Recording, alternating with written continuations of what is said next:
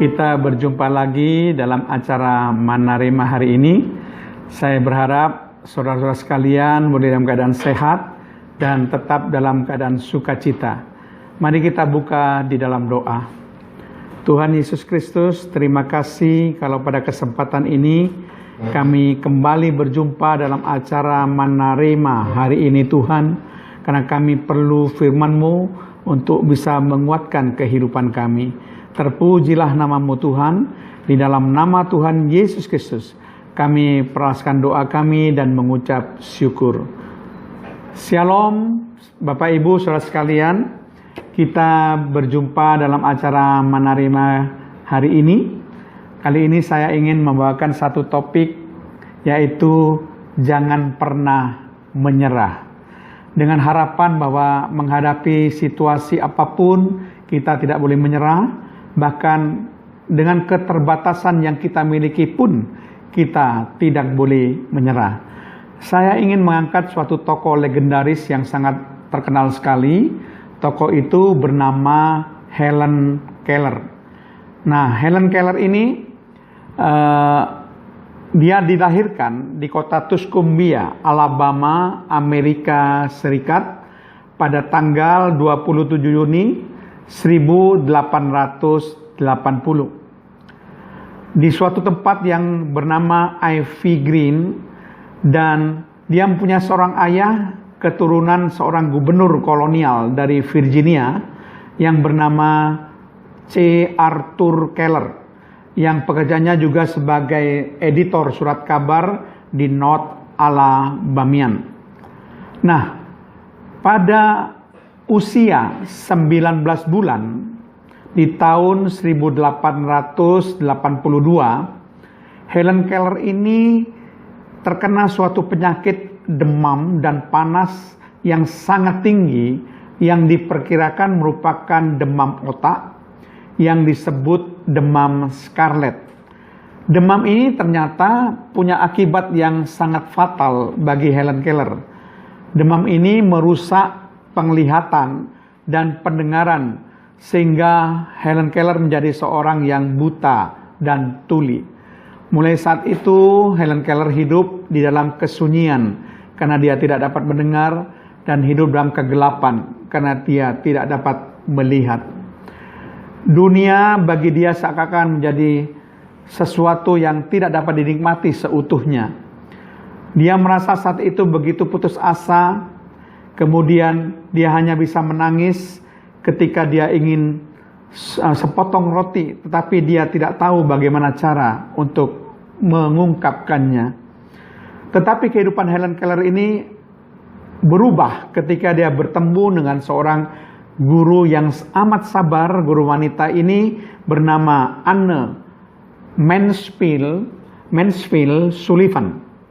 Guru wanita itu merupakan guru khusus untuk orang buta di sekolah yang bernama Perkins School.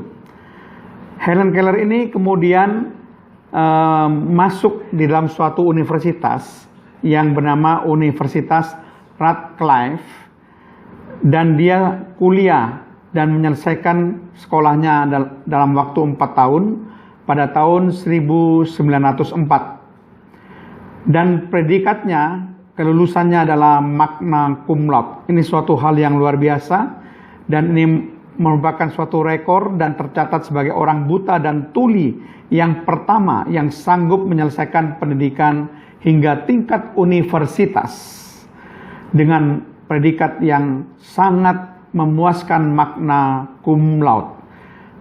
Dalam kehidupannya, Helen Keller ini menerima beberapa penghargaan. Misalnya dapat saya sebutkan adalah Honorary University Degree Women's Hall of Fame, kemudian juga penghargaan The Presidential Medal of Freedom, ada juga penghargaan The Lions Humanitarian Award. Bahkan dia mendapatkan 2 piala Oscar ketika kisah hidupnya, yaitu The Story of My Life, itu difilmkan. Dan buku ini juga diterjemahkan di dalam 50 bahasa dan sangat terkenal sekali buku ini. Ia menjadi seorang penulis pembicara dan dosen yang sangat terkenal. Dia sudah berkeliling ke 39 negara dan berbicara hampir dengan setiap presiden Amerika, mulai dari Grover Cleveland tahun 1885 sampai Presiden Lyndon B. Johnson 1963. Dan semua kekayaan yang dimilikinya disumbangkan melalui Helen Keller Foundation untuk mengadakan riset dan penelitian khusus bagi orang buta dan tuli. Helen meninggal dunia pada tanggal 1 Juni 1968 dalam usia 88 tahun. Seluruh dunia berkabung, merasa kehilangan besar karena ia merupakan salah satu tokoh kemanusiaan terbesar yang pernah ada di abad yang ke-20. Bahkan ia dijuluki sebagai keajaiban dunia yang ke-8. Itulah kisah hidup dari Helen Keller yang sangat luar biasa, dan saat ini dia meninggalkan kata-kata bijak yang bisa menguatkan hati setiap orang. Saya akan cuplik beberapa kata bijaknya yang sangat mengharukan, saudara. Misalnya dia katakan begini, biarlah mereka mengambil mataku, mereka mengambil telingaku, mereka mengambil lidahku, tetapi Tuhan tidak membiarkan mereka mengambil hatiku. Walau hanya itu yang kumiliki, aku masih dapat memiliki semuanya.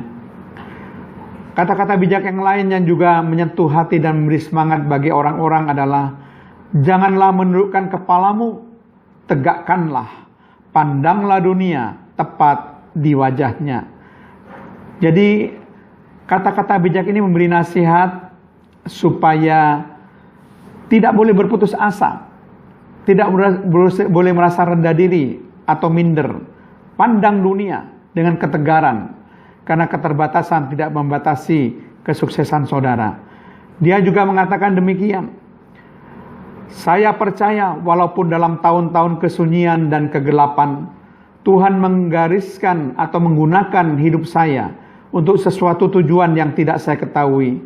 Tetapi suatu hari nanti saya akan mengerti apa maksudnya dan saya akan merasa bahagia. Jadi saudara sekalian, itulah peninggalan dari Helen Keller. Dan bagaimana dengan hidup saudara sekalian? Apakah saudara menyerah dengan kehidupan saudara? Apakah saudara merasa berputus asa? Apakah dengan keterbatasan saudara lalu saudara tidak merasa semangat hidup? Mari kita bangkit seperti Helen Keller. Firman Tuhan katakan dalam Filipi 4 ayat 13, segala perkara dapat ku tanggung di dalam Dia yang memberi kekuatan kepadaku. Kita masih punya Tuhan.